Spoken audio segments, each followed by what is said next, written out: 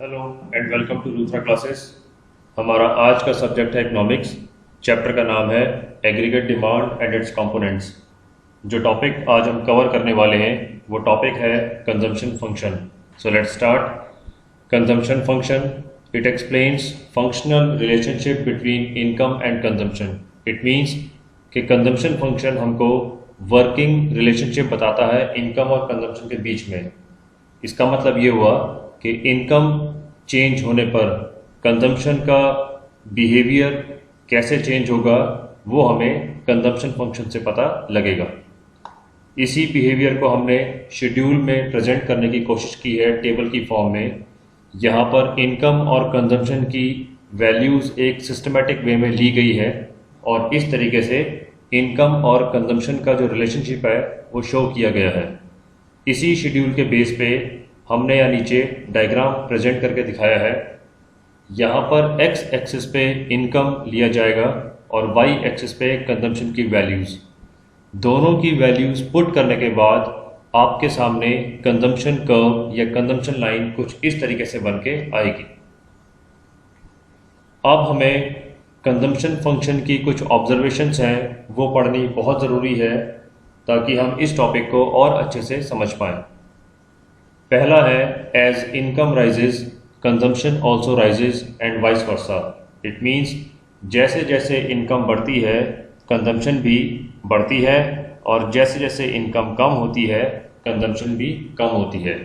यहाँ पर आप शेड्यूल में देख सकते हैं कि इनकम इंक्रीज़ हो रही है और कंजम्पशन भी इंक्रीज़ हो रही है। और वाइस वर्सा का मतलब ये हुआ अगर आप इनकम को डिक्रीज़ करेंगे तो यहाँ पर कंजम्पशन भी डिक्रीज होती हुई दिखाई आपको पड़ेगी।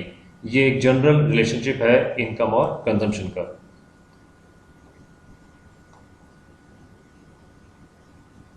सेकेंड ऑब्जर्वेशन है consumption line starts above zero origin.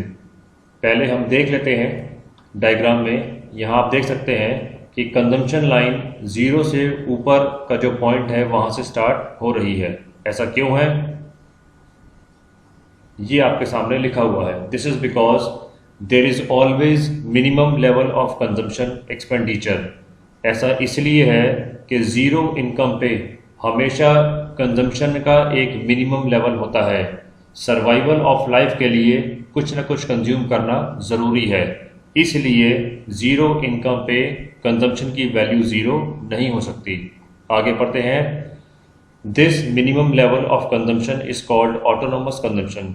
और इस मिनिमम लेवल ऑफ कंजम्पशन को ऑटोनोमस कंजम्पशन बोलते हैं, यानी कि ज़ीरो इनकम लेवल पर जो कंजम्पशन होगी वो ऑटोनोमस कंजम्पशन कहलाएगी।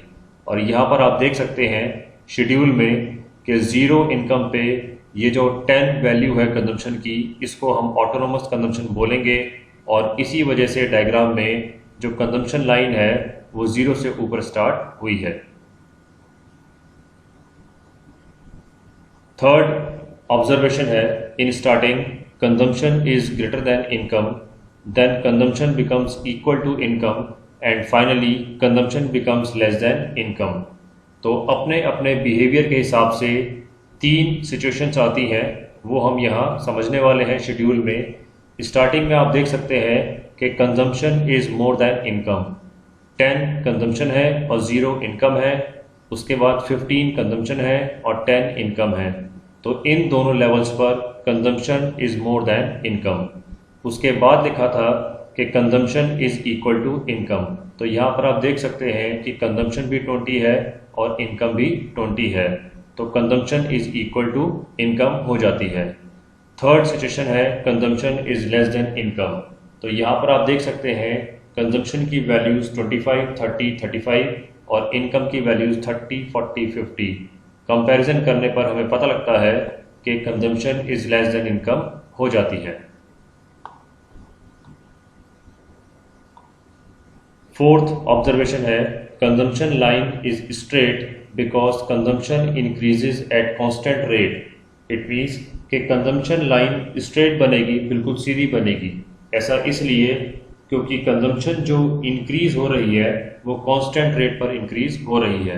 That is why it is also called linear consumption function. और इसी वजह से इसको लीनियर कंजम्पशन फंक्शन भी बोलते हैं। यहाँ पर लीनियर इसलिए वर्ड यूज किया गया है क्योंकि कंजम्पशन फंक्शन की वजह से कंजम्पशन की लाइन बन रही है। Fifth observation, consumption line moves upwards और have positive slope because income and consumption have direct and positive relation. यहाँ पर आप देख सकते हैं ऊपर डायग्राम में कि कंजम्पशन लाइन ऊपर की तरफ जा रहा है। इट मीन्स कि इनकम और कंजम्पशन का डायरेक्ट एंड पॉजिटिव रिलेशनशिप है। दोनों फैक्टर्स के बीच में डायरेक्ट रिलेशनशिप है, इसलिए कंजम्पशन लाइन पॉजिटिव स्लोप बन रही है, यानी कि ऊपर की तरफ अपवर्ड्स की तरफ जा रही है।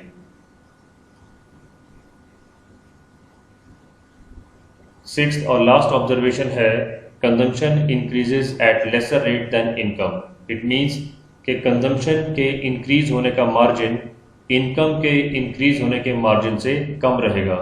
यहाँ पर लेसर रेट या मार्जिन क्या हो सकता है वो हम शेड्यूल में देखकर समझने की कोशिश करते हैं। यहाँ पर आप देख सकते हैं कि कंजम्पशन जो इंक्रीज हो रही है वो 5-5 के हिसाब से इंक्रीज हो रही है और इनकम जो इंक्रीज हो रही है वो 10-10 के हिसाब से हो रही है। तो 5 और 10 को अगर आप कंपेयर करेंगे तो आप कह सकते हैं कि consumption is increasing at lesser rate than income, क्योंकि कंजम्पशन का रेट यहाँ पर 5 है और इनकम का रेट यहाँ पर 10 है।